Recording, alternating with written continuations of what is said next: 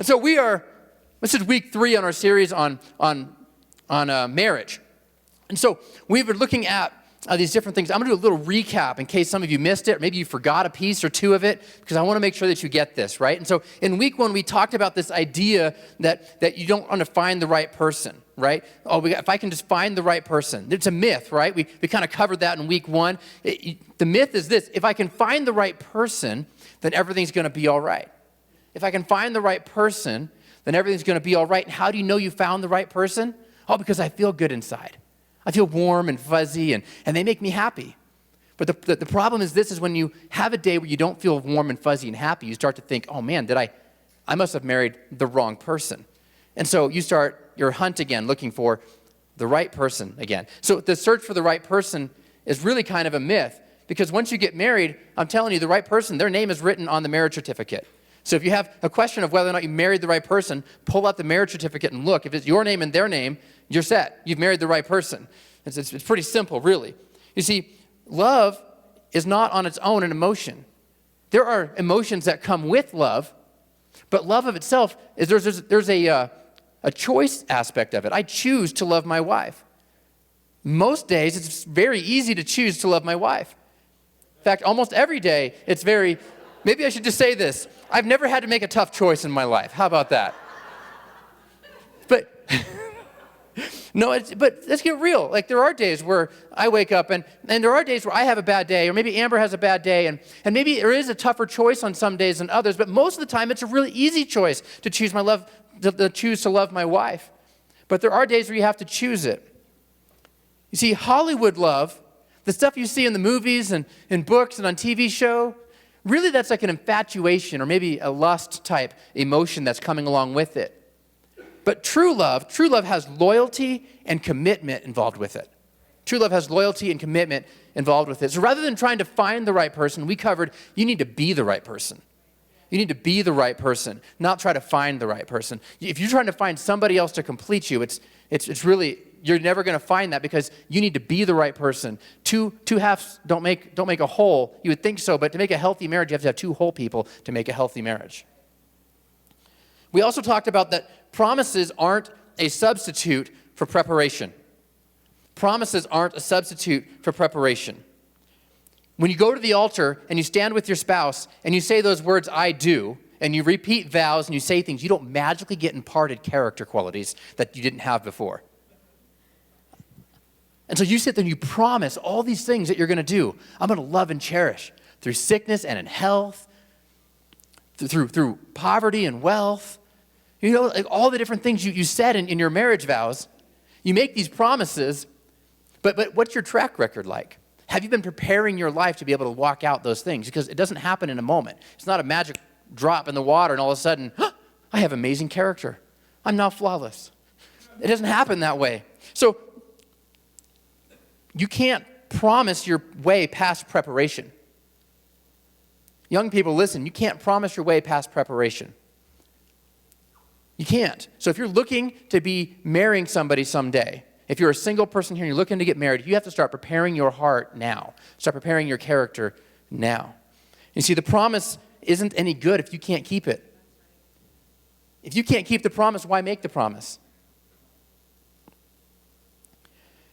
People think they can promise their way past the lack of preparation. You see, when you say I do, it doesn't mean you're capable. It only means that you're accountable. So when you say I do, it only means you're accountable for what you just promised. It doesn't mean you're capable of doing it. I could promise you right now that next week's sermon is going to be 100% in, I don't know, let's say French. Swahili? Yeah, right? I could promise you that. I promise next week's going to be 100% Swahili. But if I haven't prepared, if I don't know the language, it doesn't matter what I've promised. You're going to show up next week and be sorely disappointed because I'm not able to deliver on the promise that I made. Of course, maybe if I said that, maybe none of you would come because nobody speaks Swahili, but you'd invite your Swahili neighbors, right? And so maybe they would come. But when you're accountable to something that you're not capable of doing, you become miserable. You become miserable. And so if you commit to something you can't do, the commitment is worthless. So then, how do you know if you're able to commit on what you're promising? So the best indicator of your future is your past, which means this: your track record of your past is practicing for what your future is going to be. You guys picking up what I'm putting down? A little nod? Yeah, some amen, some shout, something? Okay, all right. You guys are really quiet this morning. Yeah, that's okay. We'll get there. And so we have this thing of your past then contributes to your future, which means what you're doing today will be your future's past. So what you're doing today in 10 years will be your past, right? So if you want to be able to follow through on the commitment that you're going to make at the altar, if you're a single person, or maybe you're already married, maybe you need to set a new course in your marriage because their past has been plugging your future. Maybe you need to reset a course. You need to start today with, hey, I'm now laying the groundwork of what my past will be in the future. And so the best indicator of your future is your past. I mean, if you imagine, if I wanted to go get $1 million loan from the bank, let's imagine, I'm going to go start another business. I need $1 million from the bank. So I go rent a sweet Armani suit. I'll get myself a Rolex, and I get myself some nice fancy shoes, maybe some gator skin or something real fancy looking, right? And then I go rent a Lamborghini, and I go rolling up to the bank, and I get in there and I pop open that sweet door, like hinges up kind of funny. You climb out and you walk into the bank. I walk into the bank and I say, I need to see the president of the bank. Well, do you have an appointment, sir? No. Don't you see my shoes? Don't you see my suit? Did you happen to catch my sweet ride in the parking lot? Well, I don't think that really matters if you don't have an appointment, but let me go see if he's busy.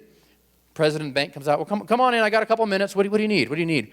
I need $1 million loan from you. I'm starting a new business. And what's he going to ask? The president of the bank, what's he going to ask? He's not going to ask what kind of shoes I'm wearing. He's not going to ask what kind of suit I have on, what kind of watch I'm wearing, what kind of car's in the parking lot. He's going to say, can you give me your full name, please? Click, click, click, click, click. How about your social security number? Click, click, click, click, click, click. He's not going to look at what I'm wearing today. He's going to look at what my credit history is in the past. He's going to say, can you provide documentation of your income to debt? I got to look and see, can you actually follow through on your commitment in the bank? Listen, sometimes we get into relationships with somebody that we wouldn't even lend $20 to.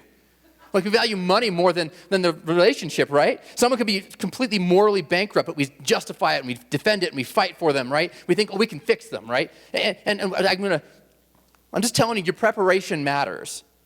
Your past matters. It kind of reminds me that, you commit now to becoming someone that you can keep commitments later. So that way when you actually say I do, you can do. And so your past matters. When you get in a fight with your spouse, and you've broken this rule over and over again, and husbands, maybe you've been where I've been at, and you say, no, I promise it's the last time. I'm going to take the trash out consistently from now on, I promise. But the track record shows that I'm probably not going to take the trash out every time from now on, but I promise I'm never going to do it again, right? I'm always going to be in the straight and narrow from now on. But the problem is that my past affects my future. And so what I need to do is actually just start taking the trash out. You know what I mean? You got to actually start making a decision today to make the changes in your marriage, make the changes in your relationships now so that you can set that track record. And it's not going to be easy. It's not going to be easy. It takes work. It takes effort. Marriages take work and effort. Don't kid yourself. Right? They take work, but it's worth it, right? All married people, it's worth it? There we go. It's worth it. Single people, listen up. It is worth it. The work is worth it. You end up with an amazing relationship if you work hard and you do the right things on this relationship. It kind of reminds me of an investment. This little girl, she had a piggy bank and she was saving up money. And her dad said, listen, honey, when you get up to $100, we're going to go down to the bank and we're going to open you a savings account. And when you put the money in the bank savings account, you earn interest on this money. And he explained interest to his daughter, and she's like, oh, okay, so I put money in there, and my money grows inside the bank with interest over time. And so eventually, she's 9, 10 years old. She gets up to $100 in her piggy bank. Dad takes her down to the bank. They open up an account, a savings account, and she takes the money and she puts it on the counter. The teller counts it out, deposits in the bank account, and then the dad's like, all right, honey, we can go now. And she's like, she just stands there, doesn't move. And he's like, well, we're gonna leave. We've already deposited the money. And the teller says, well, what can I help you with? Is something else you need, honey? She's like, well, I'm just waiting for the interest. Investing in your marriage is kind of like that. It takes time. It takes effort. You're not in it for the short haul. You're in it for the long haul. And when you look at marriage as a lifelong commitment, then you start making investments today, understanding that it may be a little while before you start to see the interest accruing on your efforts and what you've been doing in your relationship. You got to start working on it. Look at the long game. Look at the long game when you're looking there.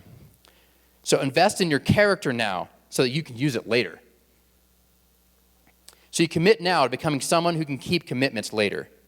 That way, when you say I do, you actually can do. And so now we're now going to look in Proverbs chapter 14. That was just kind of a recap of what we've talked about the last few weeks. So in Proverbs 14, it says this: the wisdom of the prudent is to discern his way, but the folly of fools is deceiving. The wisdom of the prudent is to discern his way, but the folly of fools is deceiving. So the wisdom of the prudent. Prudent is someone who makes plans today to be able to move forward into the future. They look at tomorrow and make plans today to make sure they have the resources and supplies and whatnot to move forward. So the wisdom of the person who is planning and working, moving his way forward in life is to discern his way, which is the past, which is the actions that he's been making, the habits, the things that have been happening in life. So what got him to this point.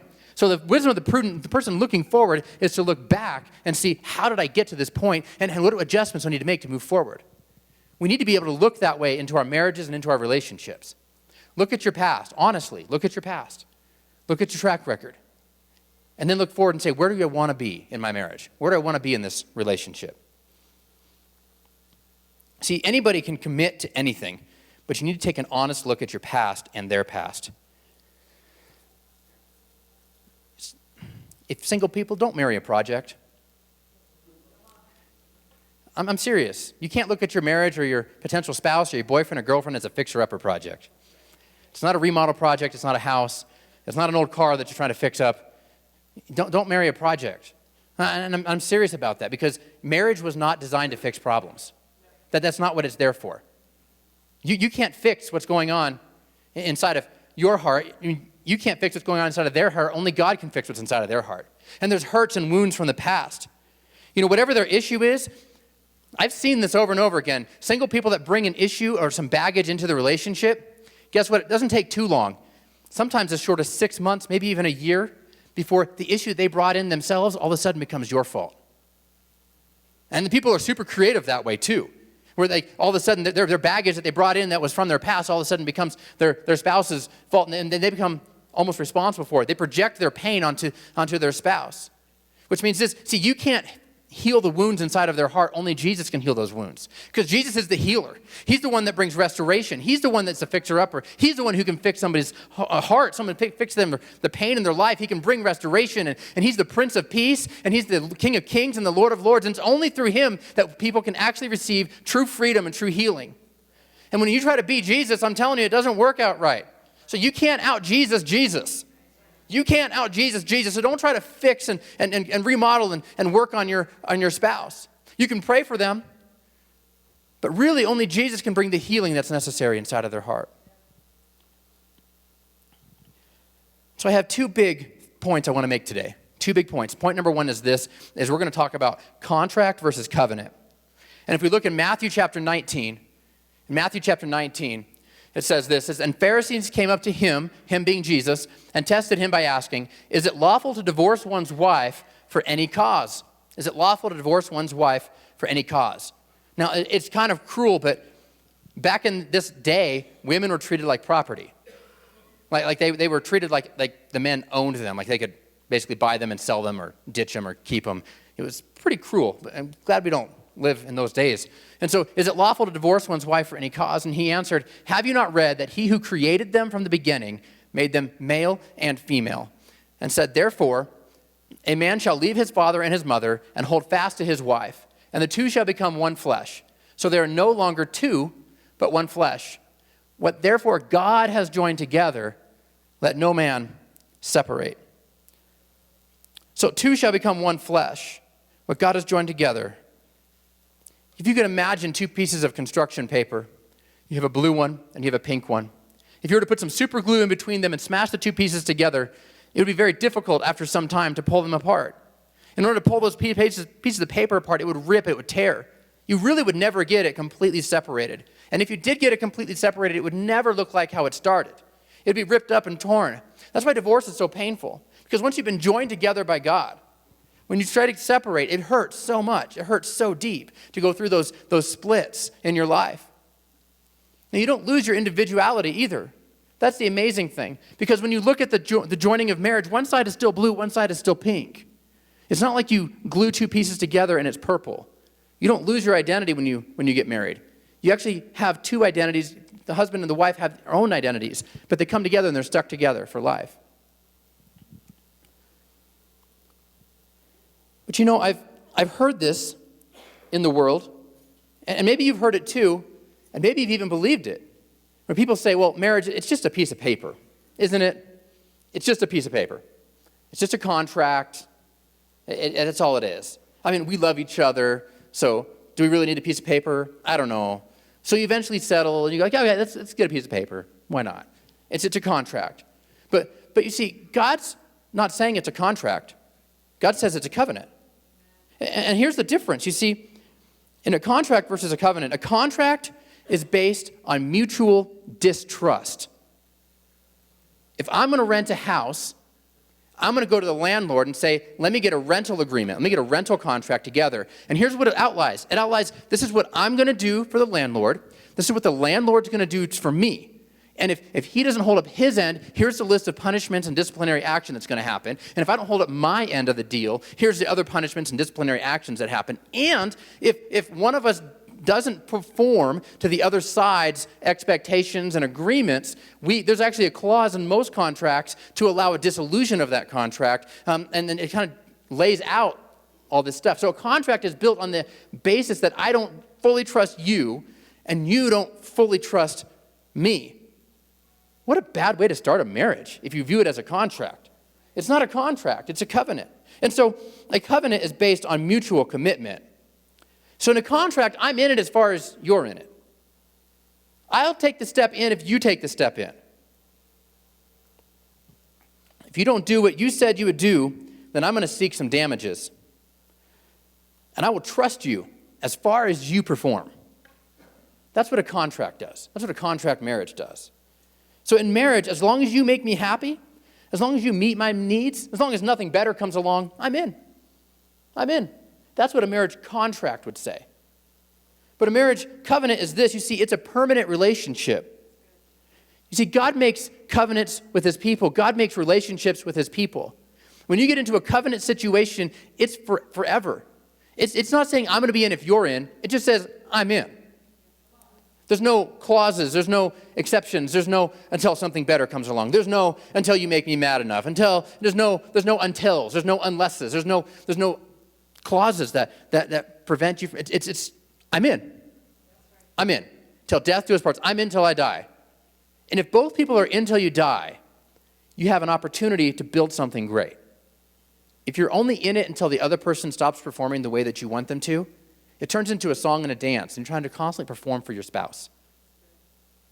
And you're going to let them down because you're human. You will.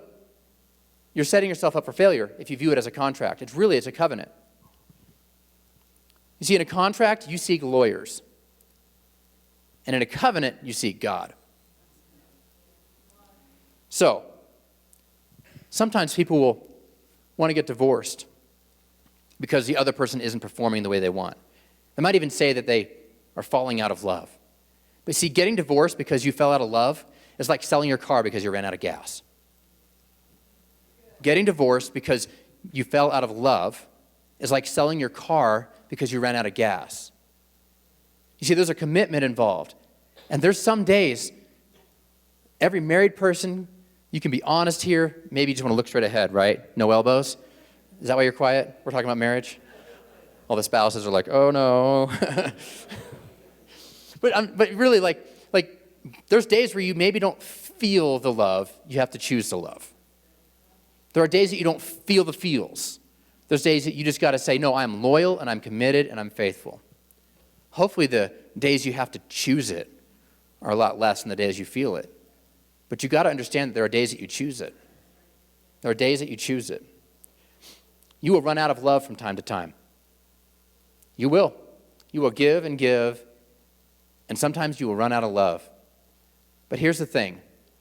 Our God is love. He is peace. He is joy. He is hope. And although you as a finite human being, as us as finite humans will run out, we have a limited supply. God has a limitless supply, and he wants to give it to you freely. And so if you are looking to fill your tank from your spouse, you will end up in a contract relationship. But if you are looking to fill your tank from God above, you will have plenty to always give to your spouse. You will have a limitless supply pouring into you to be able to pour out unto her or him. And the second thing I want to cover today is an idea of sowing and reaping. In Galatians chapter 6, verses 7 through 9, it says this, "Do not be deceived, God is not mocked. For whatever one sows, that will he also reap. For the one who sows to his own flesh will from the flesh reap corruption. But the one who sows to the Spirit will from the Spirit reap eternal life.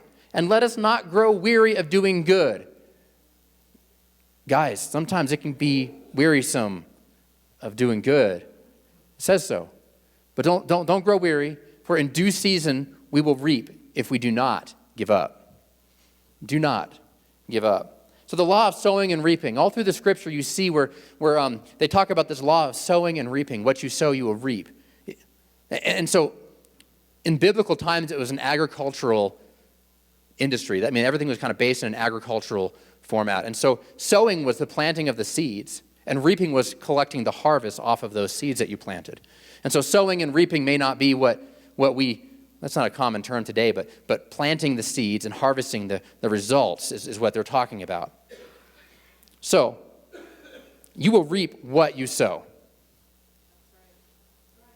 You reap what you sow. What you plant is what you're going to get back. What you plant is a harvest that you're going to receive. So what you plant, you will harvest. So in your marriage, think about this. In your marriage, if you are sowing grace, if you're sowing compassion, if you're sowing thoughtfulness and kindness, what are you going to reap? Some grace, some compassion, some thoughtfulness, and some kindness. So what happens if you're planting, I don't know, criticism and complaints? What if you're always annoyed? What if you're always frustrated and you're just kind of spewing that onto your spouse? What if you're always spewing negativity into the relationship? What are you going to harvest? You're going to harvest some of that back into your life again. You see, harvest depends on the seeds that you plant.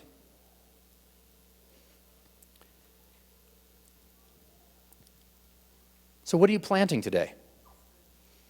What are you planting in your relationship? I'm actually going to close right now if the pianist would come. If you don't like what you're getting, look at what you're giving. If you don't like what you're getting, look at what you're giving.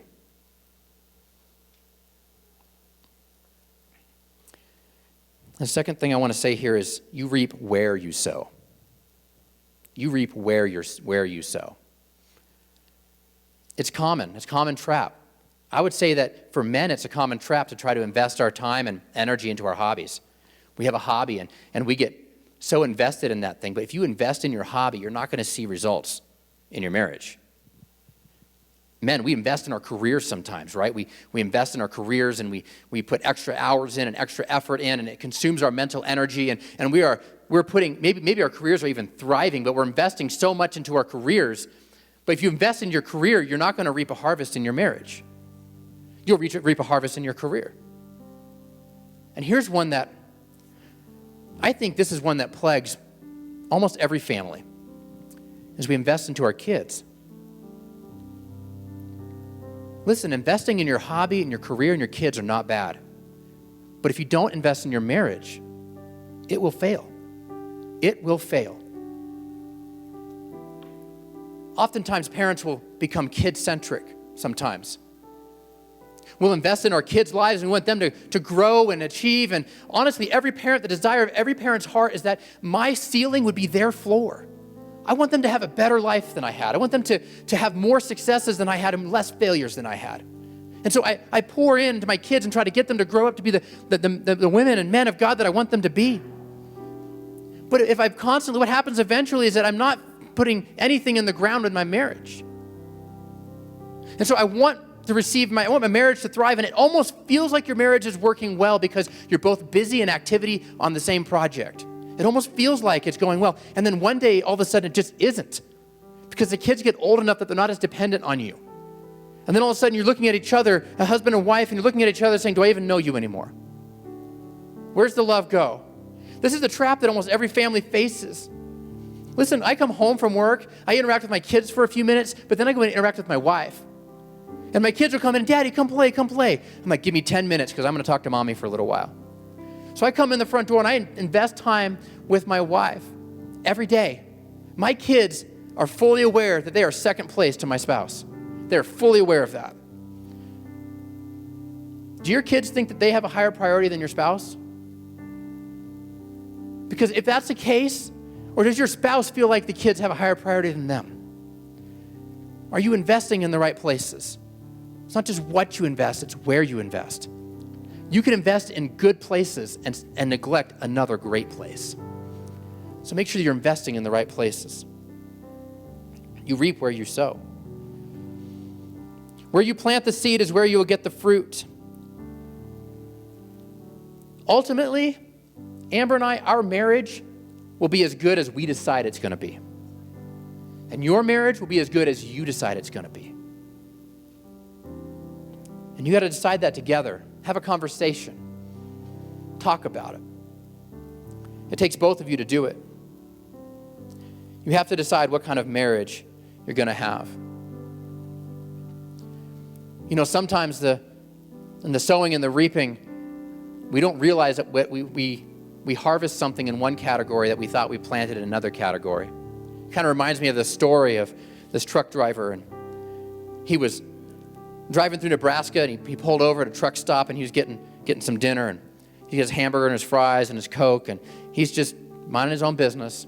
And three super rough bikers come walking in, Hell's Angels type guys, leather jackets and all the works. And they go walking over to this truck driver and start picking on him. One of them grabs the trucker's hamburger, takes a big bite out of it, and is like, "Oh, this is good food you got here," and puts it back on the plate. Another guy grabs a fistful of fries, his greasy hands all over his food and his fries, and eats it, and he's like, "Yeah," drops him on his plate. The guy grabs his Coke and drinks it, and then just dumps it on his table, and the truck driver just calmly gets up, walks over to the cashier, pays the bill, and walks out the door.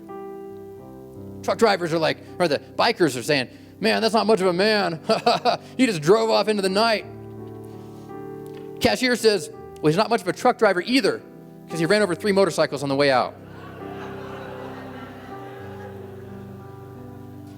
Sometimes it feels like you're doing the right things and you end up with a bad result. You got to look, where are you sowing? What are you doing? If you're not getting the results you're expecting in your life, if you're not getting the harvest that you want in your family, you got to start looking, where am I sowing? What am I sowing? How's it going?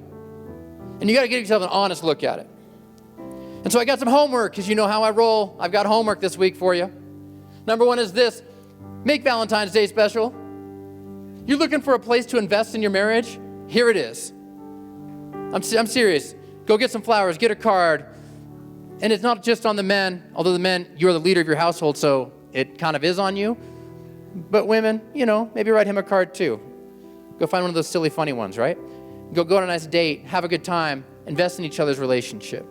Number 1, invest in Valentine's Day. It's right here, very practical. Number 2 is this: are you planting what you want to harvest? This is an internal question. Are you planting what you want to harvest?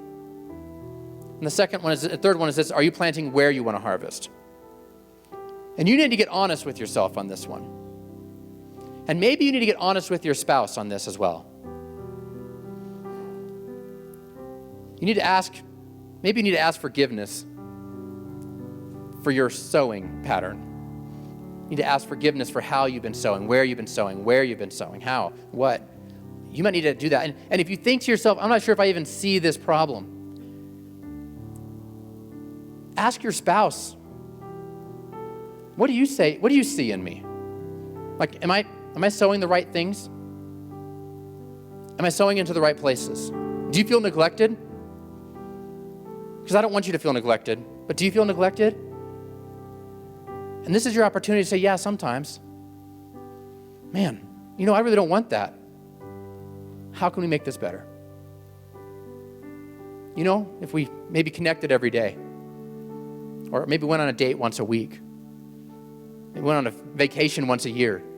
What are the things that you need to do to reconnect with your spouse? You've got to be able to invest in the right places.